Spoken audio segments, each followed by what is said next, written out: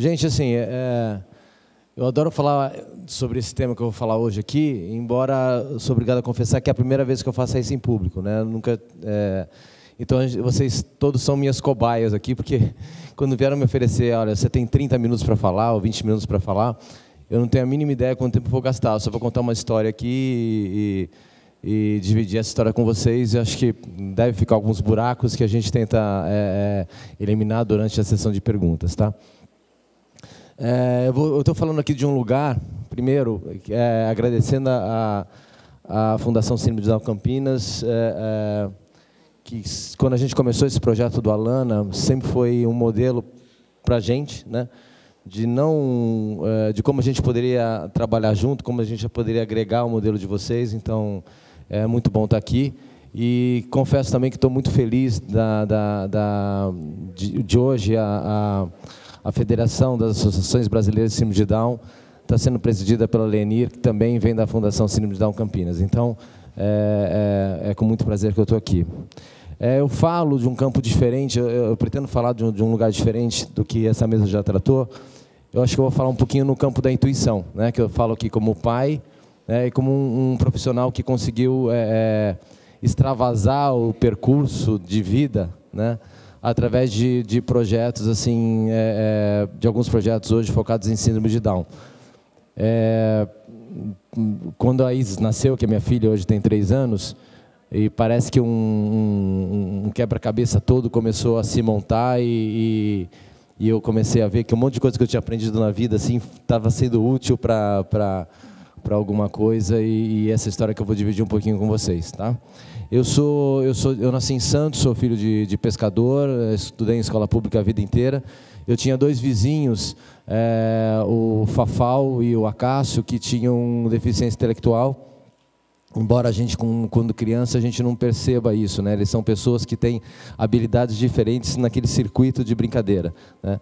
E a gente valoriza essas pessoas pra caramba pelo que eles agregam à nossa brincadeira. A gente lembrava bem que eu me lembro bem que o Acácio era um cara que ia mais velho, ele ia sempre à igreja e ele falava muito. Então era um cara que quando a gente cansava, e quando ele cansava um pouquinho de falar, de ouvir, a gente cansava um pouquinho de ouvir o Acácio, a gente falava: Acácio, putz, acho que vagou um cargo de trabalho e tem um emprego para você. Aí ele mudava de assunto rapidinho, dizia que tinha como sair e saía, né?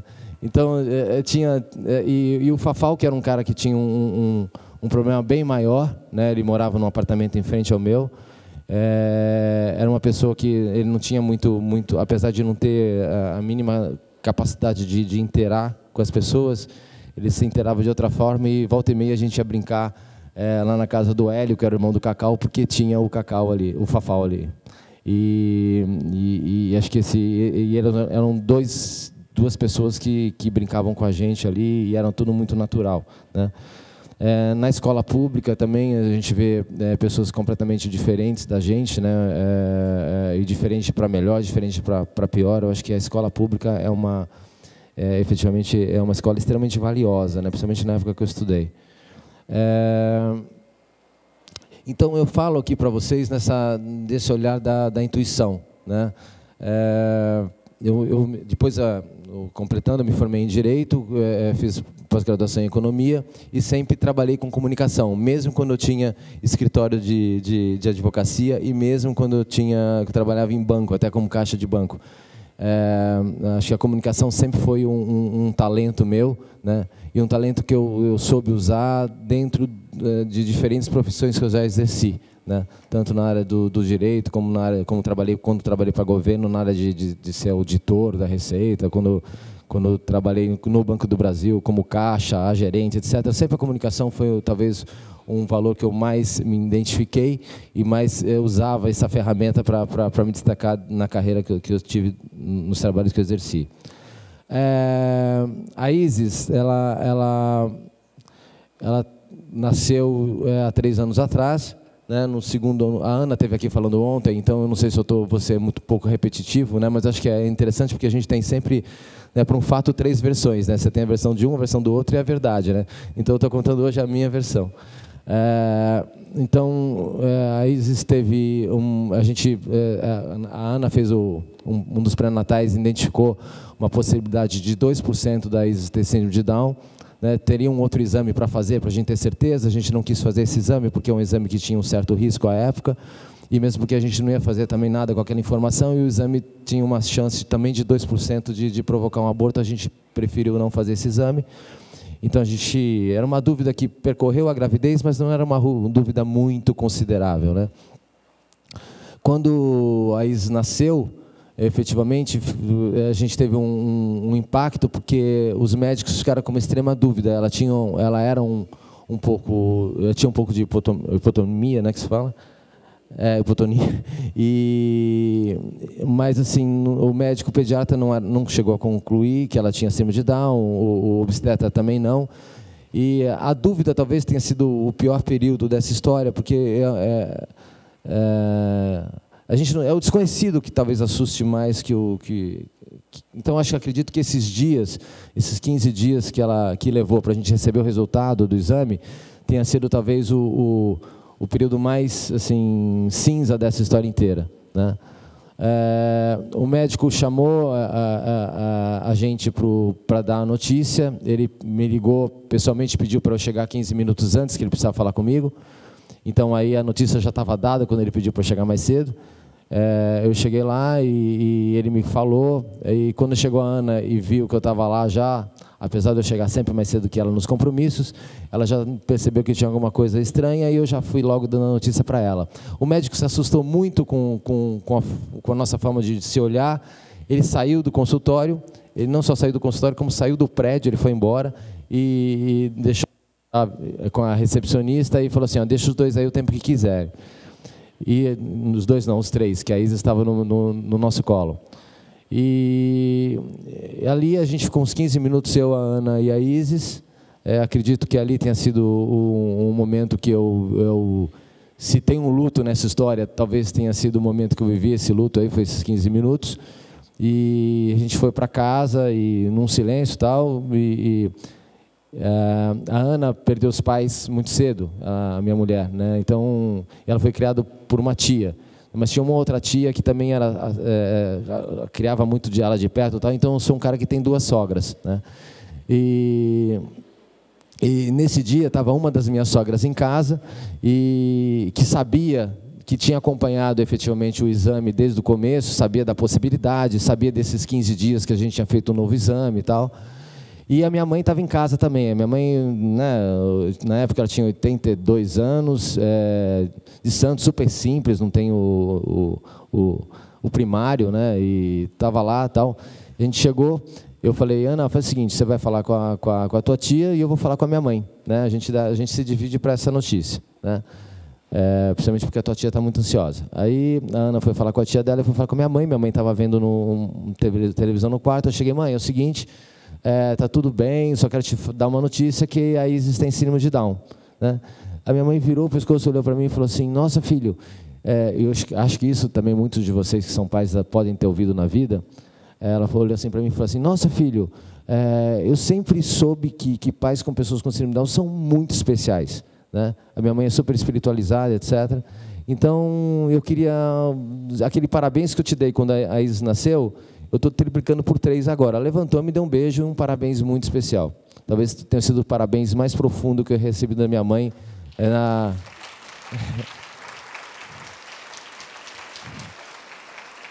Gente, eu estou considerando essas palmas para ela, tá? Eu vou falar que ela foi aplaudida por esse público, ela vai adorar, que ela é super vaidosa e tal. E desse parabéns nasceu o projeto Outro Olhar, que hoje o Instituto Alana tem, né? Tudo que move a gente dentro desse projeto, apesar da gente ter cientistas, como tem a Cláudia aqui, né, que vem completar vem completar o fator comunicação, vem completar a pedagogia que a Ana tem. Toda a nossa cabeça está voltada para essa palavra parabéns. Então é isso que motiva a gente, as nossas ações vêm por aí, né? Eu sei que tem uma corrente enorme que fala assim: poxa, isso é super, né, a gente precisa lutar, você não sabe o que eu fui foi toda essa luta durante todos esses anos, e realmente nós pais assim recentes assim só tendo a agradecer mesmo uma geração que deve ter sofrido e deve ter rompido uma barreira assim absurda, né? Eu acho que se a Isis tem hoje uma condição de crescer num mundo melhor, foi por causa dessa geração que teve que brigar muito, sabe? E a gente está com essa geração, a gente valoriza o que foi feito, só que eu acho que assim, o que a gente se propõe hoje a fazer é tentar comemorar um pouco, sabe? Comemorar um pouco as conquistas que já foram realizadas e comemorar um pouco o mundo que a gente vive hoje, e através da comemoração e através do positivo, conseguir mais espaço, conseguir mais caminho para a gente crescer, né? Então, isso é o que norteia o trabalho do outro olhar que o Alana traz hoje, né? E um exemplo, né, talvez tenha sido a nossa primeira história. Aí eu volto eu trabalhava antes de ir para o Alana trabalhar full time lá. Eu era diretor de marketing da Companhia Atlética, uma rede de academias de ginástica, inclusive tem aqui em Campinas também. E na Companhia Atlética assim, teve alguns estudos e alguns trabalhos que a gente fez com os funcionários todos sobre a administração por talentos, né? Existe uma teoria da Gallup que, por muito tempo na vida, as pessoas administravam por deficiências, por gaps, né? Então, por exemplo, se você falava mal inglês e a empresa precisava que você falasse muito bem inglês, ele te colocava num curso de inglês até você aprender a falar inglês, porque aquela função que você exercia era uma função que exigia que você falasse inglês, né? Aí, alguns cientistas começaram a estudar que, por exemplo, se eu sou um cara que leio 500 palavras, 300 palavras por minuto, né? E tem uma outra pessoa que lê 100 palavras por minuto, né? Então, se eu dou um curso de leitura dinâmica para mim e para essa pessoa que lê 100, ela vai começar a ler 150. Né? Por causa que ela fez um curso de leitura dinâmica, ela conseguiu aumentar bastante o que ela já lia. Mas se esse curso foi dado para mim, que já leio 300, eu vou começar a ler 700. Né? Ou seja, o meu talento de leitura é muito potencializado através de uma capacitação para um talento que eu já tenho. Né? Então, isso muda um pouco a forma das empresas verem a administração e deixam de investir, né, nas deficiências, deixa o olhar de treinamento, olhar de ascensão de carreira, deixa de ser em função do que você deixou de produzir ou do que você tem deficiência de produzir para os teus maiores talentos, né? Isso foi um estudo feito por várias empresas no mundo, a Gallup internacional, e a partir disso aí eu falei assim, caramba, né? Essas pessoas, todos têm talentos. E eu sempre falava para a Ana, antes de pensar em Isis, etc., né, que a Ana sempre achou que eu era, você é muito inteligente, que raiva, aquela coisa toda. E eu sempre falei assim, Ana, todo mundo, na minha cabeça, todo mundo é igual. A gente tem um mesmo balde para contribuir para esse mundo, sabe? Tem um que tem um balde para uma coisa, tem um que tem um balde para outra, mas a quantidade de pedras é a mesma, sabe? A gente tem que saber olhar essas pedras, né? Isso, antes de pensar em Isis, sempre foi uma história que a gente sempre conversou. E quando já Isis tal, a gente começou a conceber o projeto do Síndrome de Down no Alana, eu quis tentar levar essa questão do talento, né, para essa linha de raciocínio, para essa linha da empregabilidade, da questão qual de repente, obedecendo a individualidade de cada um, porque a gente sabe que todo mundo tem seus próprios talentos, né, a gente consegue identificar talvez talentos mais evidentes em certos grupos de pessoas, em certas etnias, né? Por exemplo, você tem no Japão, os líderes do Japão são pessoas mais precisas, são pessoas mais que vão fazer mais conta, mais planejamento. O líder latino é um líder mais intuitivo, é um líder que busca a relação humana, ou seja, você tem algumas divisões conceituais, apesar da gente admitir que toda pessoa individualmente é diferente. Então, aí, nessa história, eu chamei a McKinsey para um papo e falei assim, gente, olha, a McKinsey é a maior consultoria do mundo, né? Eu precisaria de uma história, de uma comprovação, de uma ideia, né? Num formato que, se um relatório chegasse na mesa de um CEO qualquer aí, ele fosse ver McKinsey, ele ia abrir, né? Então, a marca McKinsey, estrategicamente, é super interessante para mim.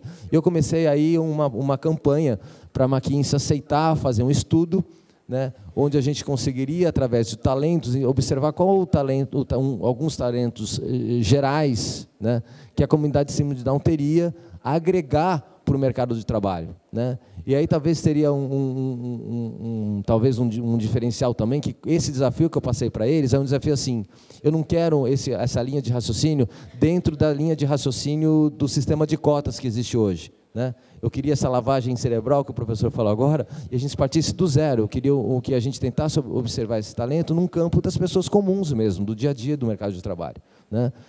E a McKinsey falou assim, olha, cara, é o que você falou, tem alguns fundamentos para ter algum tipo de razão, mas eu preciso me aprofundar um pouquinho mais para a gente conseguir evoluir, né? Aí eles demoraram 4 meses para me dar a resposta, eu achei que eles tinham desistido e tal. Aí eu recebi um e-mail de um sócio da McKinsey dizendo assim, posso ir aí conversar? Pode. Aí ele esteve lá com outro sócio, no Alana, e falou assim, olha, Marcos, tem fundamento, a gente não vai te entregar um relatório que garanta a tua tese, né? O que eu posso garantir é que a gente vai fazer um estudo sobre o que você está falando para verificar se é verdade ou não. E eu falei, é exatamente isso que eu queria, eu não queria um atestado que eu estava certo, eu queria realmente um estudo. E ele falou assim, olha, cara, mas é um estudo caro, né? Apesar da McKinsey entrar com 50% de desconto do valor dessa pesquisa, no valor normal dessa pesquisa, e eles realmente entraram com um valor muito grande de investimento interno nesse assunto, é uma pesquisa cara, e efetivamente era o projeto mais caro que o Alano tinha tido até aquele momento, não só no projeto de síndrome de Down, como qualquer projeto nosso. Não era um projeto mais caro a longo prazo, mas de um tiro só, era o projeto mais caro que a gente tinha que pagar toda aquela grana em 6 meses. O que eu voltei para a McKinsey foi o seguinte, se a gente conseguir fazer, né, essa pesquisa em 3 etapas, né, e a gente para numa primeira etapa e vai ver assim, olha, se a gente continua ou não continua, e a gente dividir esse preço assim, em 3 etapas, né, eu posso tentar começar a fazer essa história. Aí a McKinsey falou assim, tudo bem, vamos fazer. E aí começou a desenhar essa pesquisa, e a primeira pesquisa foi tentar conhecer o ecossistema síndrome de Down, né? Como é que isso vivia, e a grande fonte aí foi a fonte das associações que trabalhavam com síndrome de Down, né? Eu preciso conhecer esse universo, preciso saber com o que eu estou falando, preciso realmente saber se tem chance das pessoas com síndrome de Down agregar ao mercado de trabalho essa força que você disse que está dando nessa primeira pesquisa, nessa tua proposta de pesquisa. E a gente tinha combinado para a gente poder passar para a próxima fase, cada fase tinha que ter pelo menos uma nota 5, né? Para a gente ter esperança de poder ir para a fase seguinte. E nessa primeira fase que eles pesquisaram com várias associações que trabalhavam com síndrome de Down, a nossa nota foi 4,5, né? A gente não conseguiria ir para a segunda fase. A gente identificou que talvez esse sistema todo que já existia era um sistema que acreditava 4,5 nessa história, né? E sem críticas, porque é um sistema que vem de um mundo, que vem de uma luta, né? E tudo que vem de uma luta é uma coisa difícil, é uma coisa a ser conquistada, né? E a gente fez esse, né, tirou 4,5, um olhou para a cara do outro e tal. Vamos dar uma roubada? Vamos. A gente deu uma roubada e foi para a segunda etapa, que já foi uma pesquisa com empresas que contratavam pessoas com síndrome de Down. Eles começaram a fazer pesquisas com Droga Raia, com McDonald's, com McDonald's Argentina, com empresas na Europa, etc. e tal. Nessa segunda fase, na reunião que veio da segunda fase, sabe, eu estava com o coração super apertado, que a gente tinha tirado 4,5 na primeira. E nessa segunda fase a gente tirou 9,5, sabe? Ou seja, as pessoas que contratavam pessoas com síndrome de Down acreditavam muito naquilo que elas estavam fazendo, né? E aí a gente foi uma delícia, porque a terceira fase era pegar tudo isso que foi feito, fazer uma pesquisa quali, né, com as pessoas que trabalhavam diretamente com síndrome de Down, e para sair o resultado.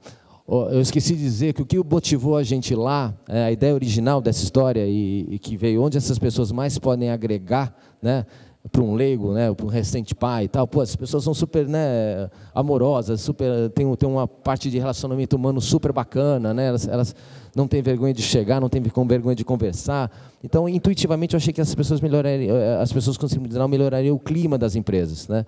E eu sei também, por outro lado, quantas empresas hoje investem em melhoria de clima, né? Então, nessa linha de raciocínio, eu falei assim, cara, ter pessoas com síndrome de Down trabalhando, né, pode ser, independente da função que ela exerça, né, essa função tem que ser exercida pelo talento que ela consegue oferecer para aquela empresa, pelo seu talento individual.